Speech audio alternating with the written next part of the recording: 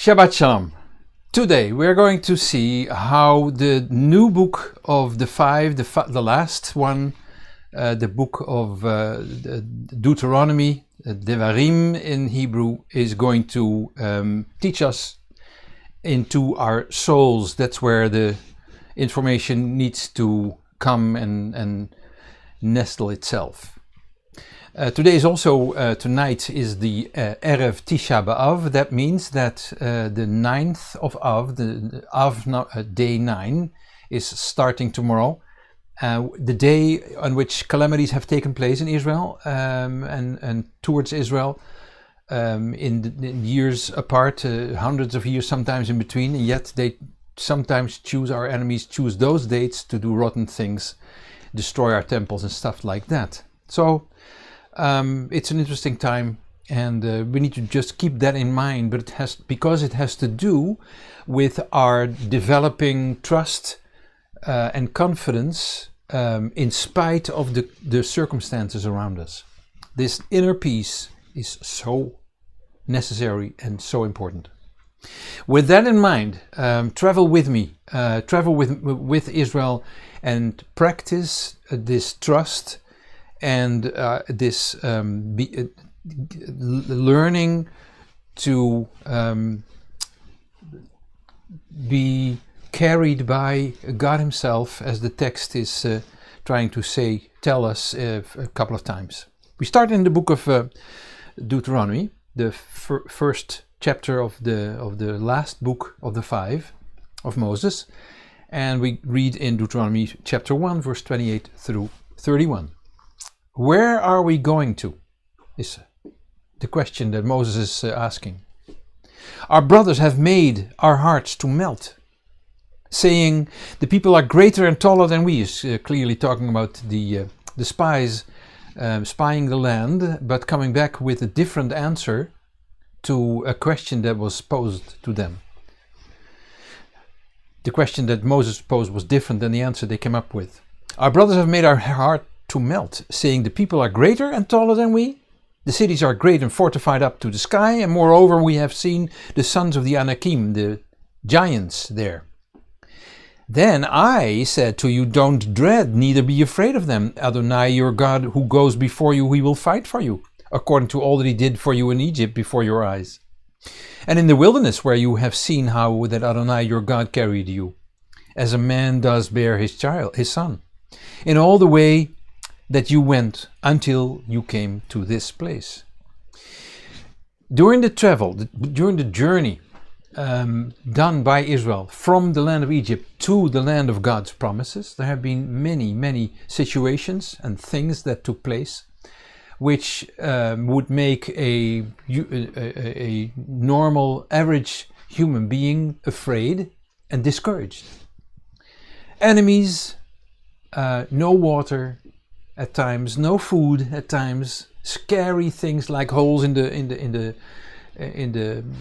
land, and men falling down through them like Korach and the people around him. Plagues that took place when Israel was leaving Egypt. Good, but scary. All these things going on, all this chaos going on around you. Conspiracy theories like Moses is talking about here, where these people are coming back with an answer to a question that was never asked. Shall we go into this land? Was not the question, but they came with it, and they made up stories about buildings that were touching the sky. They didn't exist at that time. Bad people that they talked about, false news they came up with, and they brought back, bringing back big, vast damage to Israel. But it was the picture that they made, that these people would bring the damage and wanted to destroy Israel, which was not the case. With something to get used to, and perhaps some people never get used to these things. Most of the situations in our lives are going like they should be. In our lives in this part of the world. Don't talk about different parts of the world, other parts of the world where things go not so well, but that is here with us. looking at this, and perhaps you are in an unusual situation, then particularly you should listen to this, because I think there's encouraging news in the Bible about sources outside what you are used to hold on to and grasp. Most of the matters in the life of the people of Israel went like they were usually. What you expected happened, but sometimes things took place that were against all expectations. Stress, uncertainty, fear of the unknown, fear for enemies. Life was heavy, was not easy in the desert, and later on easier in the land. But it looked like the Lord was closer in that desert than later on in the land of Israel. The word for desert in Hebrew has a root. The word is midbar, and if you take the m out, you get the word dbar. Midbar becomes davar, which means, among other things, word. Also thing, but also word. Now, some people make a nice poem about this, a nice picture about this word that has word inside, and is the word desert. Oh, the word is in the desert, stuff like that. Sounds romantic, but it's not. Definitely not. The schooling in the desert is very, very difficult. I give you a couple of examples. The Lord made himself known in the desert, which is beautiful, but also very scary. People were afraid, because look at it. You're looking at a mountain that is shaking, and there is thunder and lightning and a lot of noise, and totally unknown, totally unique, never happened again. And there was it where he gave his word to Israel for once. Then also in the desert, you were really thrown back to nothing, minimalism.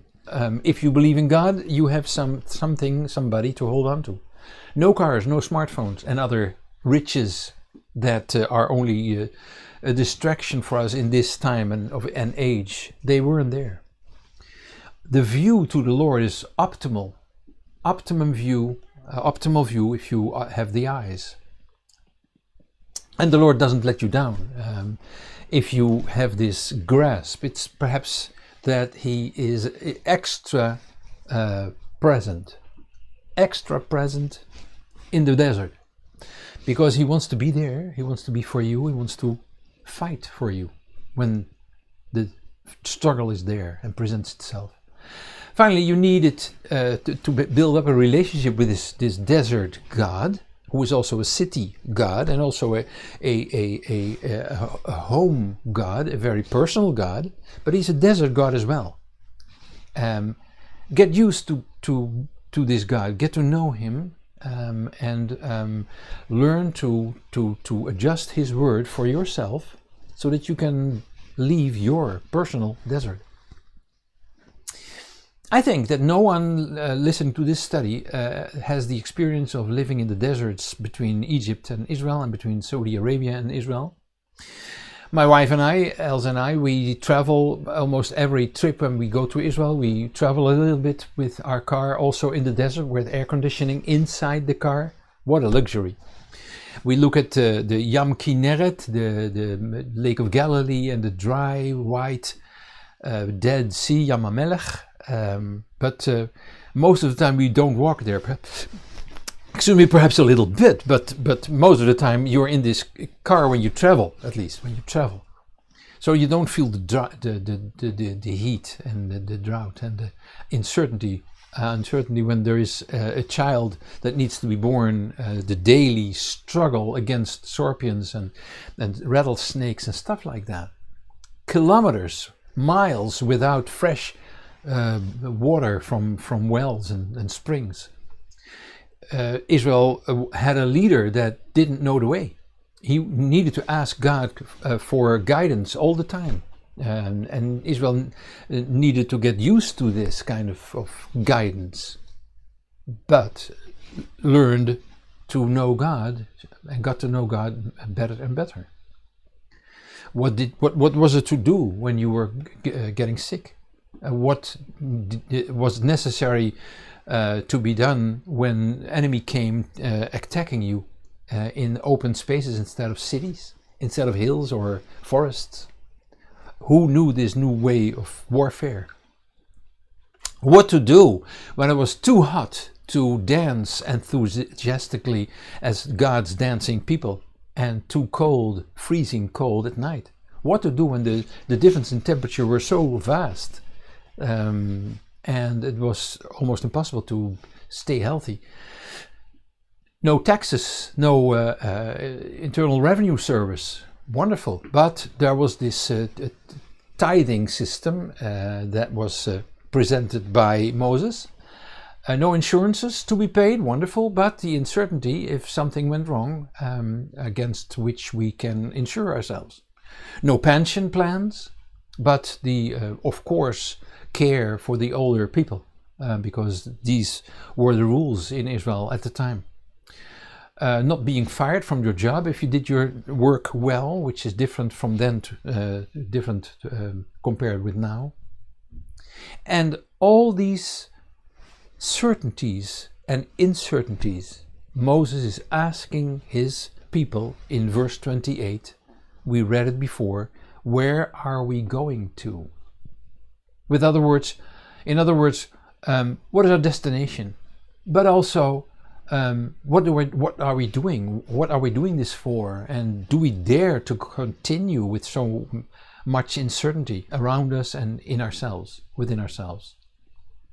So, in those words that I read, Moses returns to the 10 panic spreaders, the make-believers, the fake news trumpeteers, who came back and returned with very evil reports, logs, when they had looked and watched and spied in the promised land. Moses talked about this to his people. He said in verse 28 through 33, I'm going to read it, and it's a little bit of repetition and then addition to it. Where are we going to? Our brothers have made our heart to melt, saying people are greater and taller than we. The cities are great and fortified up to the sky. And moreover, we have seen the sons of the Anakim, the giants. Then I said to you, don't dread, neither be afraid of them. Adonai your God, who goes before you, he will fight for you, according to all that he did for you in Egypt before your eyes. And in the wilderness, where you've seen how that Adonai your God carried you as a man does bear his son, in all the way that you went until you came to this place. Addition. Yet in this place, we continue now. You didn't, in this thing, you did not believe Adonai your God, who went before you in the way to seek you out a place to pitch your tents in by fire by night, show you by what way you should go, and the cloud then by day. So Moses says something that you need to focus your eyes on, and I'm going to read it again, those verses. Adonai your God, he carried you as a man does bear his son, carry his son in all the way that you went until you came to this place. So God, the Lord, he is your personal God. It shows. These people are witnesses to this. You cannot just move this way and say, sponge it out and say, well, it's just religious stuff. It's not. This is a report. He carries you like a father carries his son. You might not have experienced this in your life, but God does it. He is your heavenly daddy on the road that you are traveling on in your life until you come to the place where you need to be, your destination. In spite of all these uncertainties and fears, God is doing this as your daddy in the heavens. You need to get an eye. You need to develop an eye for this, but it is his hands that are carrying you and are carrying me. And I experience this. Have you been in a car or on a bike, but you're not doing the bike, you're not pedaling, you're not driving the car, you're sitting there and somebody else is doing the driving, and you don't know the destination, and somebody does this and takes you with her or him, you think, I need to watch what he's doing and what the route is how it's going, so that I can remember. Then you arrive at your destination, but you don't remember how it went, and it was difficult because he has to stop, and there was perhaps a blockage, so he went another direction. I have no idea. That's like a child that's being carried, closes her or his eyes and allows her or his daddy to carry, or mom to carry her or him. The child doesn't know where it's carried to. You don't know what is taking place while you're traveling, because what? Because you're safe. Things take place, but the person who carries you, he or she solves everything. He's always with you, whether you go to prison together, or you are in a refugee camp, or you are in a hospital. Wherever you go, God is with you. And door this person carrying you, a journey through the desert becomes a trip where you learn to know the arms of the person carrying you, and you learn to really enjoy. You learn to get to know his voice, and you learn to feel safe with him. You're free to jump out of your daddy in the heavens arms and hands, but then you have to fight by yourself, without his encouragement, without his guidance. So you need to be aware that the Lord is also able and willing to punish you or me, correct you and me when we deviate from the destination that God had destined for us. And so Moses, in the beginning of this book, is mentioning certain places, 8 to be exact. And he's not only talking about these situations, but through mentioning the places, he is referring to what happened there. Deuteronomy begins with a description of the journey, so much in detail that it is not just an accident.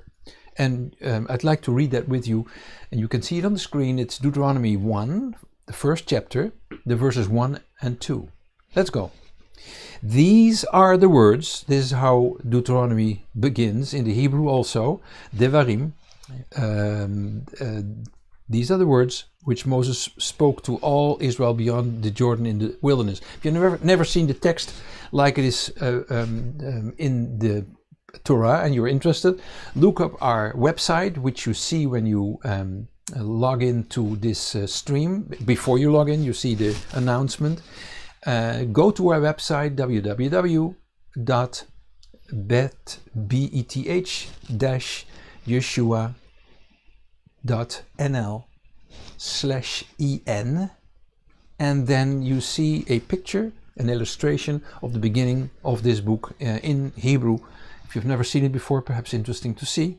And you really recognize the third word, I think, by heart, by when I think about it. That word Devarim, which is the Hebrew word for Deuteronomy in the English language. So it says, these are the words which Moses spoke to all Israel beyond the Jordan in the wilderness, in the Arava, over against Suf, between Paran and Tophel and Lavan and Chatzrot and Dizahav. It is 11 days' journey from Chorev by the way of Mount Seir to Kadesh Barnea. So these places are there in such a detailed way, in such a description that it catches your attention if you're a person like me who wants his attention to be caught. And so let's go to them. In the wilderness, there is the complaint that people were uttering, that they were led into the desert in order to die by hunger. And this text you find, he's referring to a text in Exodus 16, verses 1 through 3. 1 through 3. Now this complaint, you have led us into the wilderness in order to die, because there's nothing to eat here, is in fact something they say like, we're going wrong. We refuse to allow a leader to lead us who is also a human being, a mortal being, on his way to die, because this is no treatment for people like us, or something like that. You might, in different situations, say some things that are like this utterance that Israel did, because we're people, so we're doing the same things. Don't think you're different. And this is something to learn. Learn is Moses thinking, learn from your mistakes. I'm mentioning them to you, learn from them, because you need to be able to be corrected. You need to allow correction to take place in your lives. Number 2, the Arava place, the plains of the Arava, in the Hebrew it's mentioned, where the Midianite women were seducing the men of Israel by way of their gods, their own gods. And the situation is described in Numbers 25, verses 1 through 9. And what Israel is saying with this act, this multiple act that took place, where finally a guy called Pinchas uses his weapon in order to kill 2 people. What the people are saying with their wrong action is, we follow our feelings and we don't want to discuss it. It's our thing, it's our decision, hands off, we do this because we want it. So then there is this situation, that's the number 2 situation. Then there is the situation of the complaint against the Sea of Reeds, which is the word Suf in Hebrew, Yam Suf, the Reed Sea. The complaint that there would be no graves in Egypt. And that is a complaint which you need to really look at, because Israel was sandwiched between the sea on the one hand and the Egyptian army on the other hand. Exodus chapter 14, verse 11. And it's like they say, we have a fear of dying, which is very legitimate to have. It's very understandable. Our fear of dying is our excuse for making sarcastic remarks. That's not so good.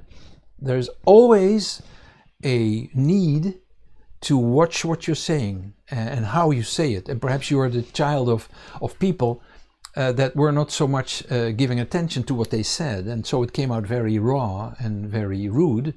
But now we are growing up, and we need to make sure that what we say is good, and because we need to think of how these words enter the souls of the people around us. But also our own soul. Wrong words come from wrong places. The number 4 is also the description between Paran and there were spies there, and Tophel and Lavan. And is in number 5, but not first number 4. No, first number 4. Paran is mentioned in the text. That's what the place where the spies were sent away from in order to spy the land. Numbers chapter 13 and 14.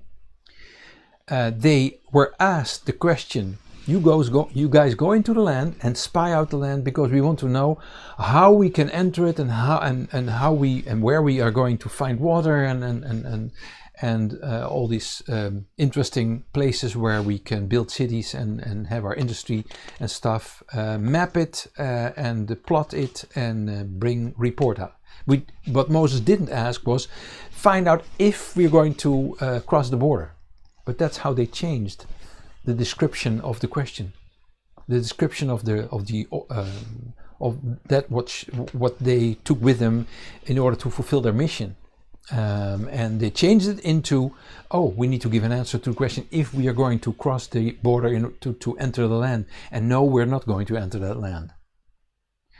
People took the ride illegally in order to change this question, and they followed their own heart.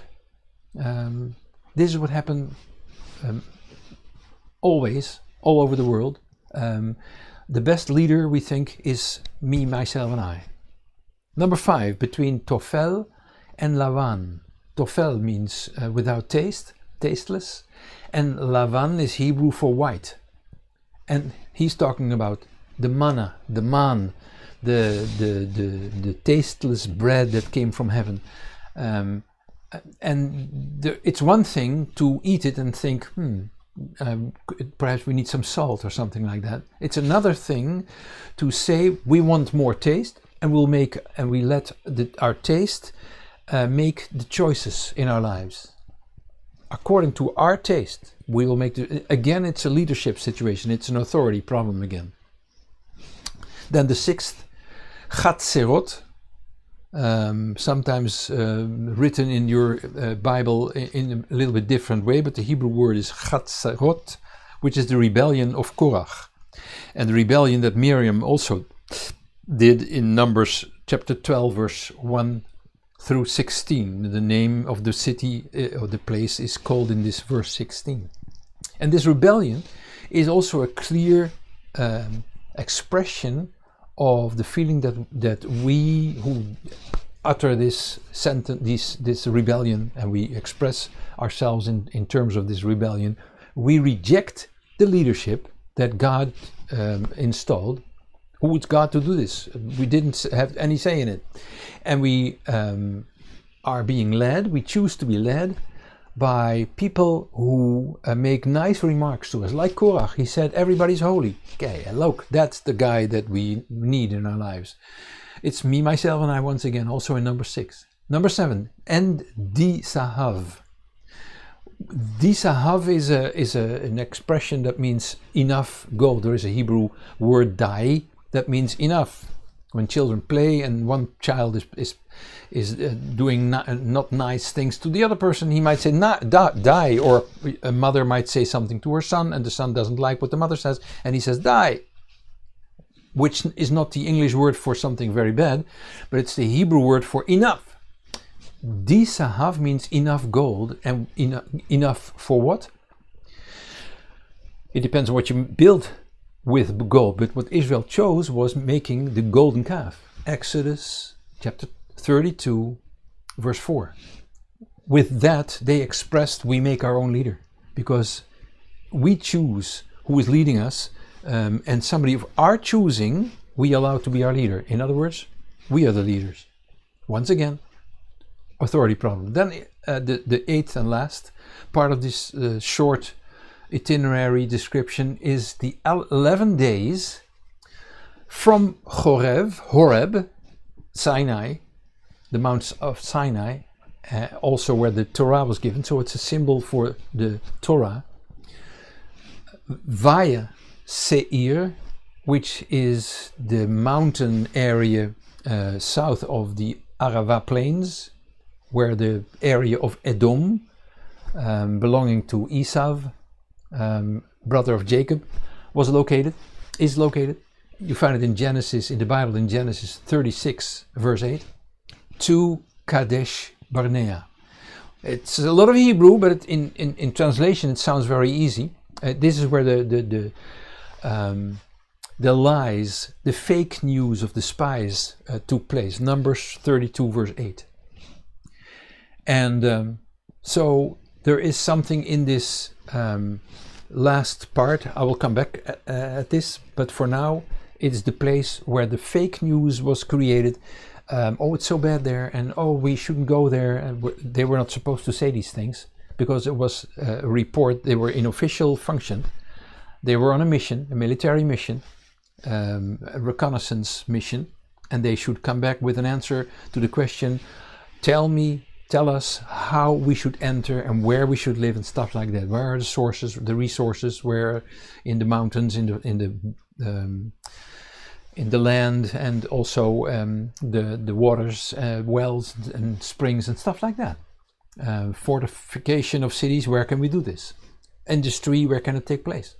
But instead of that, they chose to spread the fake news by which the plagues only increased, which is always the case. Also in the times of COVID-19, fake news will always make the plagues increase. Horrible. In spite of all these weaknesses in character, the Lord didn't reject his Jewish people of Israel. He didn't. He didn't leave them. He didn't reject us. His love, his forgiveness is incredibly great. May I introduce you to my God. And by that I go to the second of the three main readings, Haftarah, Isaiah chapter 1, verse 24 through 27. Let's read. And when you hear the word man, that's what it literally is in the Hebrew text, although many texts say, therefore, the Lord, or something like that. No, in the Hebrew it says man for a reason. So I read, therefore the man, Adonai of armies, the mighty one of Israel, says, how can the mighty one of Israel be a man? Well, in Isaiah you find that this child that is born is called a child, and also the mighty one, and more descriptions that are contradictory if you look at it in a superficial way, but they are really aspects of the same one God. He says, I will get relief from my adversaries and avenge myself of my enemies, and I will turn my hand on you, thoroughly purge away your dross, and I will take away all your tin. I will restore your judges as at the first, and your counselors as at the beginning. Afterwards you shall be called the city of righteousness, a faithful town. Zion shall be redeemed with justice, and her converts with righteousness. Who is carrying? Who is turning my hand on you? Which is meant to be done in a positive way. I will lay my hands on you again. Not to do harm, not in a judgmental way. There is correction that will take place, but there is this loving touch of hands of God on Israel. That's what the description in the Hebrew is. So who is doing that? The man, Adonai of armies, the mighty one of Israel, is doing this. But then in the form of a human being. The Hebrew word is not Adonai when I say man, but Adon, which in the Hebrew is used for a person who is a man, a male person, Adon. If you are Mr. So-and-so, in the Hebrew you would be Adon so-and-so. It's a human description. And then also God. So obviously this is the Messiah who comes down to us from heaven instead of God being in the heavens. God in human form, in human presentation, manifestation. This is why we talk about the carrying hands of the Lord, because it is God in person who comes to us. Can we see him? No. People saw him 2,000 years ago. After that, not anymore, but he's there anyway, in spite of us not seeing it. Doesn't mean that when we cannot see it, it isn't there. Same thing as if we cannot understand something, doesn't mean that it doesn't exist. So also in this Jewish prophet Isaiah, sometimes expressed and translated wrongly in translations, in verse 25, they say, I will turn my hands against you. It doesn't say that. In the Hebrew, it really says, I will make my hand rest on you again, in a very loving description. But some translators don't like that, and they have this religious picture where Israel is the bad guy. Says something about the translator. So also Isaiah knows the loving hands of the Lord, and both Moses as Isaiah and Isaiah call God's hands on the moments and are talking about God's hands on moments that it's exciting, insecure, uncertain, not safe, on moments that death is coming close. for you or your loved ones, on moments that there is a transition to a new situation with all the uncertainties that belong to it, or in situations where there is no change, but there should be change, and very necessary. Right at those moments, it is that the Lord makes known that His hands are there to carry you, and He carries you so that you don't even know later on how everything went. That this is how it goes.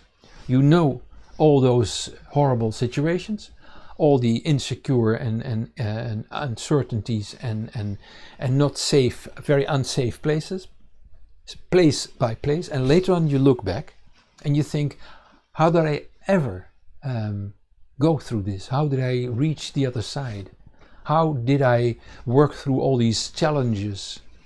You were carried. So you need to ask yourself the question, how far is the reach of me allowing to be carried? When do I stop this trust? I need to build my trust more and more. And we look, there is a psalm that really explains this principle of learning to trust, that I will read to you more at the end.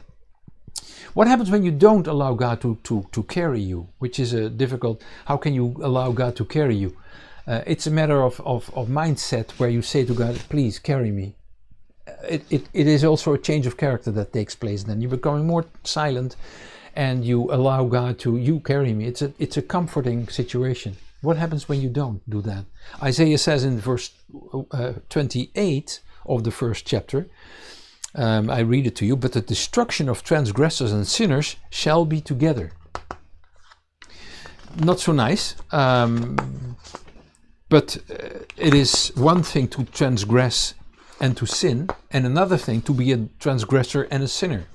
Because in the latter situation, you made it your profession to do it. In the first, when you transgress and you sin, it's a temporary choice. Wrong choice, but hey, get over it, change for the better, allow yourself to be corrected, and pay for the damages done.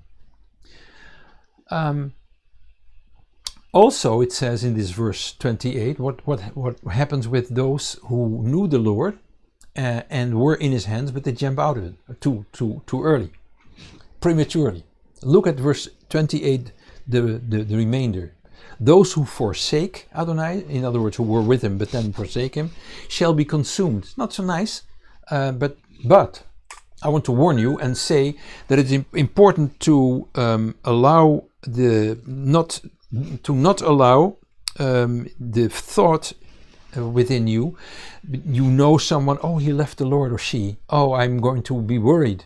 You don't know that. You only know that at the end of a person's life, it may be a temporary situation. So don't despair, but start praying. By the way, it's not so that that you should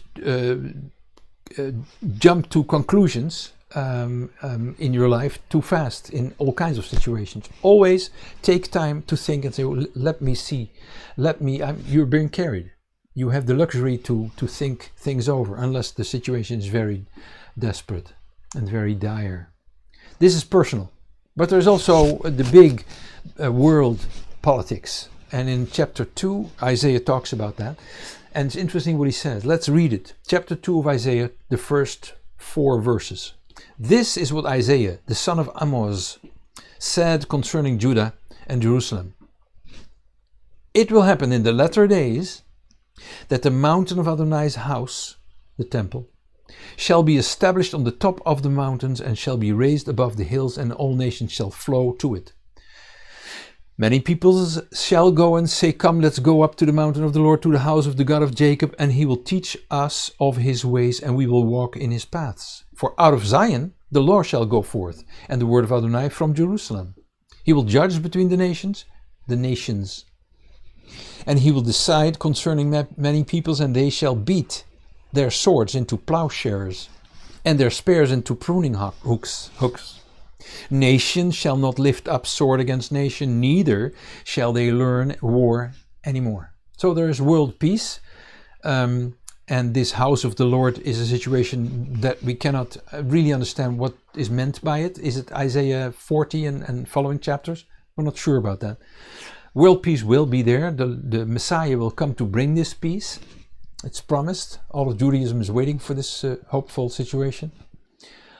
We cannot reach this. We cannot do something about it in world scale.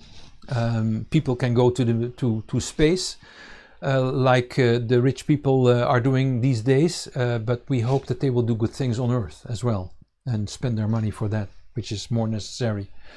So it's perhaps not even possible to have peace with some people around you, smaller scale, but yet it's good to have a sort of a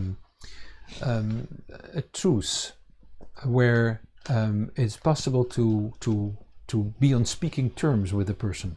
You might even visit a person, but you're not going to eat there. You're going to eat there, but then you're not going to sleep there, and there are limits to what you're going to do because you need to see how things go and keep a certain distance. On your work situation, when you go to your place where you work, you might say hi, how are you, and not wait for an answer, and you behave, but perhaps there's not real peace. Play it by ear. In all these situations, allow your daddy in heaven to carry you. His hands are strong. He will never have you fall down. You might do that to him temporarily, hopefully, but he will not. The third text has to do with it as well. Berit Chadashah, the New Testament, Luke 13, verse 10 through 17. Let's read it. It's also on the screen. He, the Messiah, Yeshua, was teaching in one of the synagogues on the Sabbath day. So it's Sabbath. People go to the congregation. Nowadays in the Orthodox circles, it's men that go there most of the time. But in this congregation, there was a woman, and she had a spirit of infirmity, 18 years already, and she was bent over. She walked bent over. She could not in no way straighten herself up.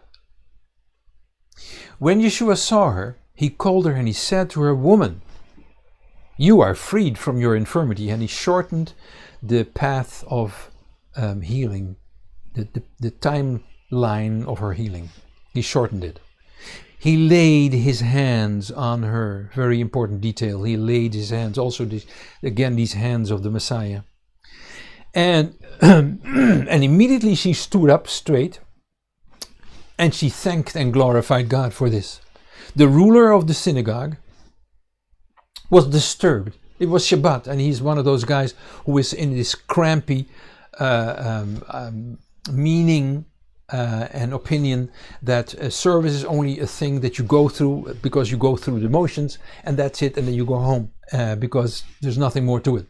And there's no romance, and there is no waiting for what God can do in your midst. It's more than only those texts. And he was indignant because Yeshua had healed on the Sabbath. And so he said, this leader of the congregation, the ruler, said to the multitude, "Hey, there are 6 days in which men ought to work. Therefore come on those days and be healed, and not on the Sabbath day." But the Lord answered him. This is this same Lord expression that in the Hebrew is the word man. You hypocrites. Doesn't each one of you free his ox or his donkey from the stall on the Sabbath and lead him away to water?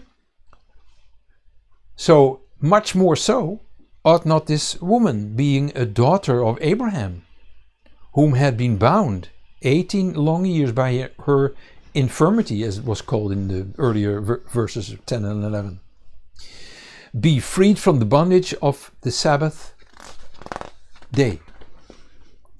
As Yeshua said these things, his adversaries were disappointed, but the whole multitude rejoiced for all the glorious things that were done by him. So Yeshua, interesting.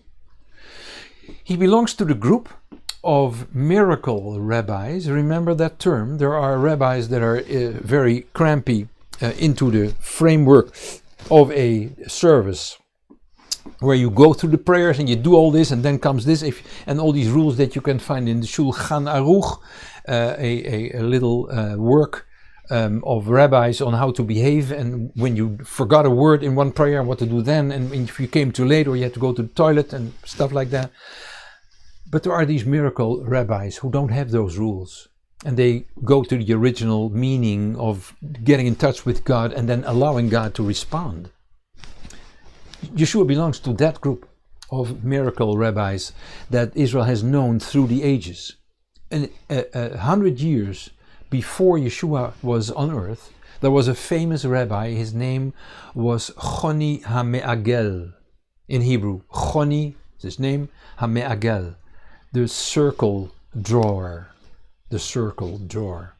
The man was known that he could pray for rain, and rain came in times of drought, times where the harvest threatened to go rotten, when the drinking water was there was no more, when washing the clothing could not be done anymore, or the animals were dying because there was no food and there was no drinking for them, drinking water, or the hospitals could not give any help to their patients because of the lack of water, washing and all these things that water does.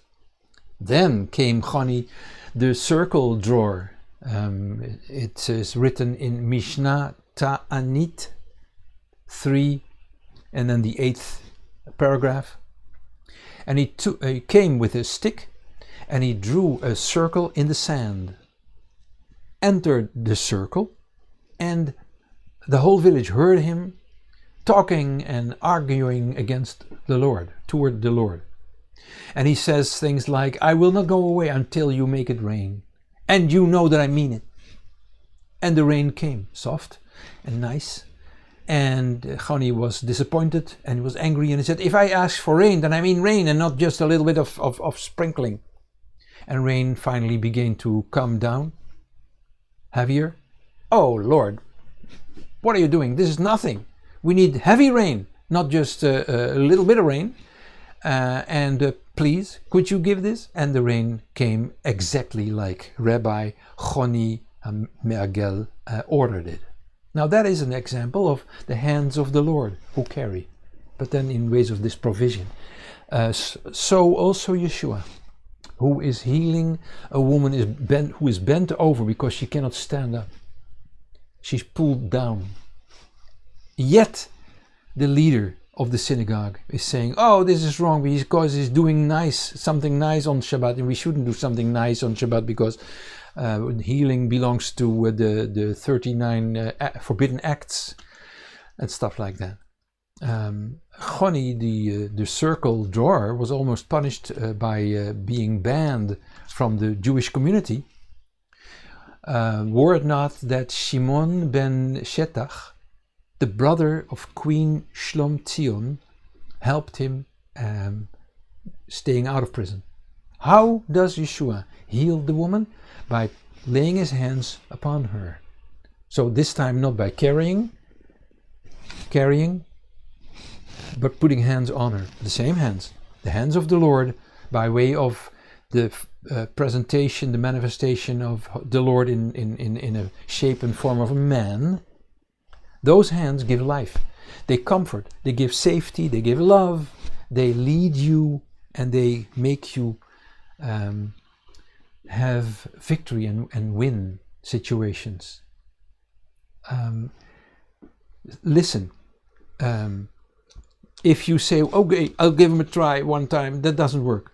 It needs a total change where you allow God to grow in you, but also you need to understand that it needs a change within yourself, and so it might feel like very uneasy. It's a new feeling that you've never had before, so go through it. It's like going cold turkey when you are addicted on drugs. Allow all the horrible feelings go through you until you reach peace and quiet afterwards. Question again: how long are you allowing those hands to carry you? When will you jump out of the Lord's, your Daddy in heaven's hands? What is your span, your scope of the length of time, and how is your patience to be carried as a child? It's very safe, but you need to go back to child mode, which is not easy. It's not easy when you're macho. It's very difficult to do it. I say this with all due respect.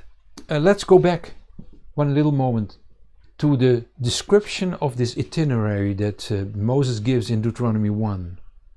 And read it once again, and then this last one in verse 2 on the screen. He says it's an 11 days journey from Chorev in Hebrew, by way of Mount Seir to come to Kadesh Barnea.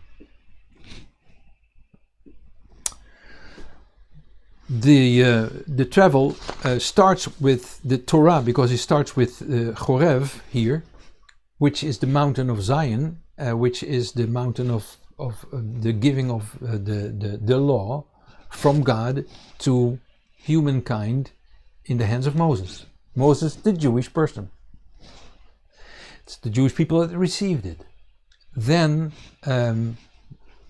this is to be compared in our own lives by the moment that you discover that God exists. In the Bible, in the New Testament, or in the Torah scroll that you read when you were younger and you did bar mitzvah or bat mitzvah, but you didn't, at a certain moment you grew away.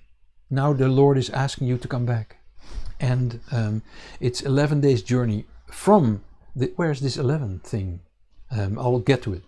Seir, already said, is the symbol of the fate, the destiny of Esau.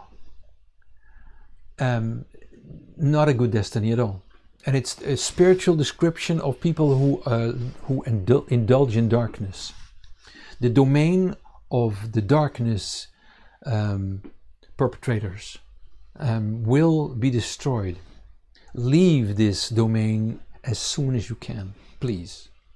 I've worked in the Union Rescue Mission in the city of Los Angeles in California for 5 years, and I was helping people as much as I could in the years 83 through 88 of the 1900s.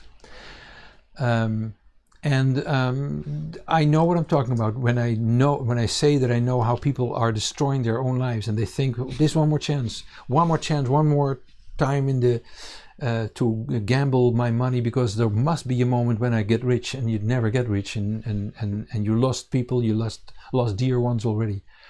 The realm of the dark perpetrators, the realm of darkness will be destroyed, and you go with it if you don't leave it.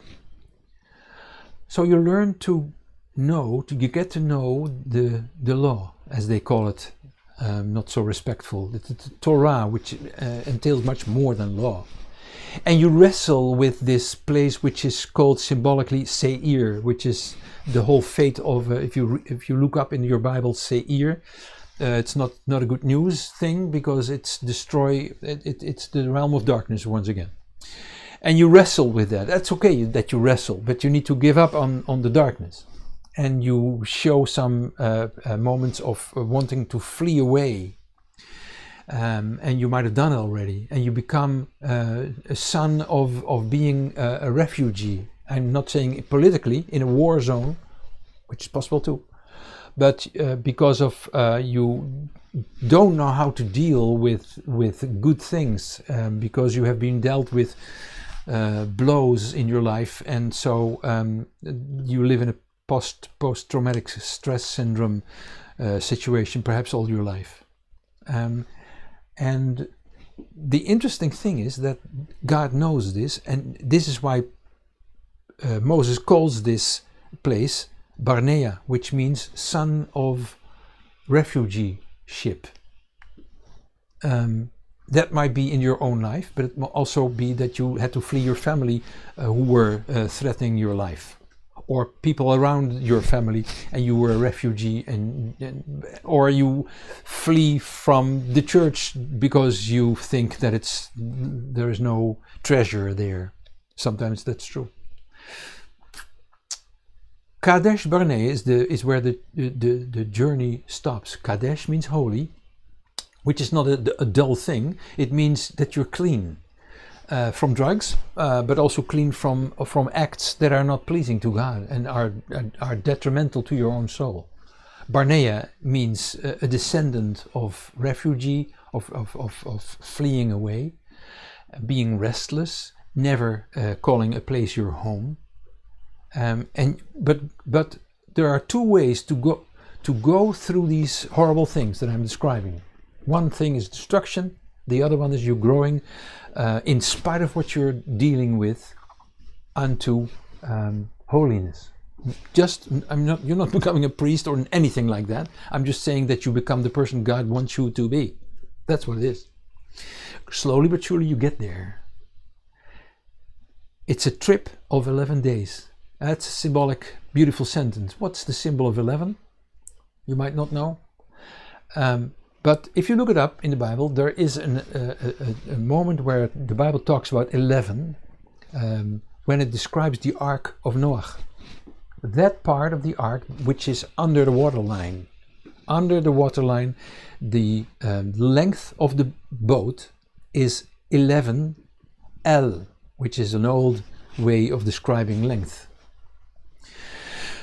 What does that mean? Symbolically, it means that this boat that transports 8 people and animals in a big disaster, tsunami situation, has a part that goes under the waterline. You need to be up because people are not created to be under water longer than minutes, but it gets there as well. Saved but as through water. In the Bible there's a text that says saved but as through fire. This Noah boat has also a partition that is saved but as through water. And you might go through your life at this moment where you feel like you're dragged through water and you're almost drowning, but you're holding on. That's what you need to do. You think, yeah, but I'm going to be carried. Yes, but sometimes you need to hold on to the line that is drawing you through that water. That's what it is. It's comfort for those of us who have doubts concerning our destination.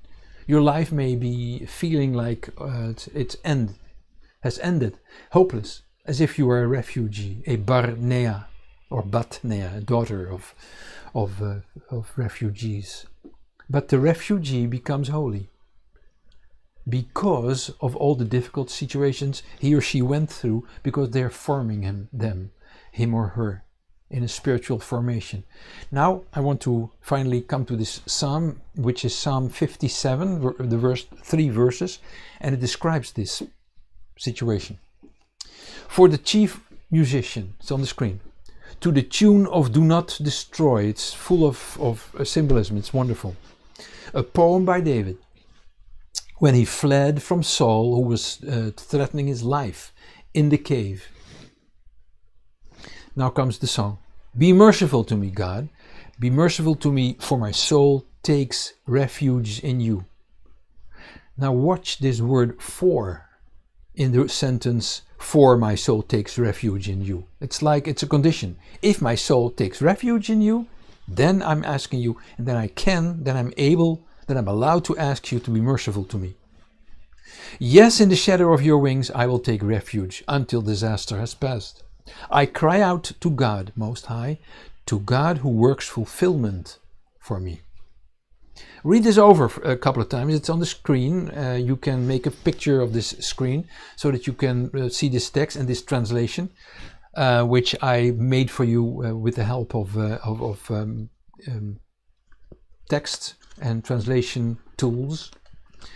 This is what God does when he carries you in Deuteronomy 1 verse 31. In the wilderness, are you in the wilderness right now? Where you have seen how that Adonai your God carried you as a father carries his son in all the way that you went until you came to this place. And you think, but I'm in the most rotten place of my life. It could be much worse if he hadn't carried you.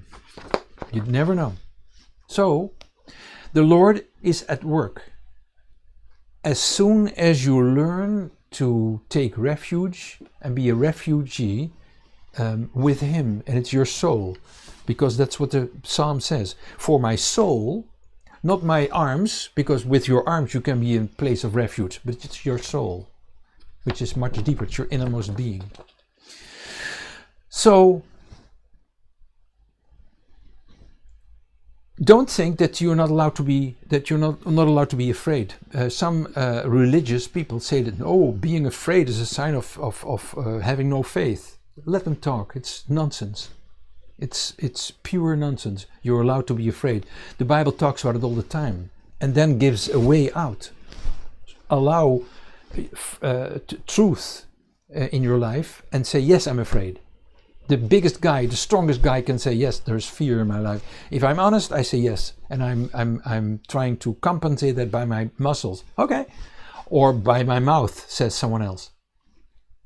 You are allowed to be afraid. Pay attention to fear and then do something about it, and make your soul to rest and to take refuge in God. Now, those are words. You need to do it yourself. Those kind of things are very important. Take refuge with God. Taking refuge with God makes you quiet, makes you a more quiet person, and gives you real safety and healing in your where healing needs to take place, and gives the right for His assistance.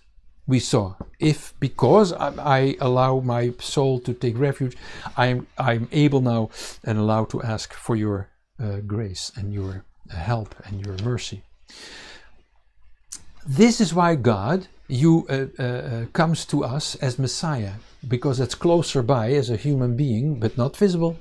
That's how God does it, than being in heaven only. He is it who carries you and me. Allow Him to do it, and you will grow. As soon as you do this, you will grow in trust. How long is He allowed to do this with you? How long are you allowing Him to do this? Is a question that I'm leaving you with. And I wish you a good Shabbat, and I wish you the healing and the happiness in your life that you deserve. Bye for now.